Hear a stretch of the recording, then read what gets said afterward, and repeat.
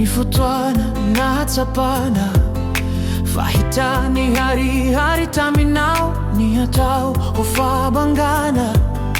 Tsy ny petra potsiny anao, fa nitady namana hanampy.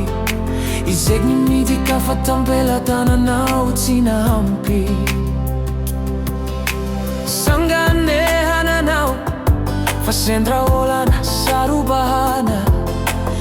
Tapa-kevitry hanato tany farany na de nisy fisalsalana. Matetika min'olonanao vana tsara amty tany fandalovana. Izy koa tafitsaka manadina, manano fisahorana. Efa tafitanao, zaho nadinanao. Misaotra betsaka nefa ndray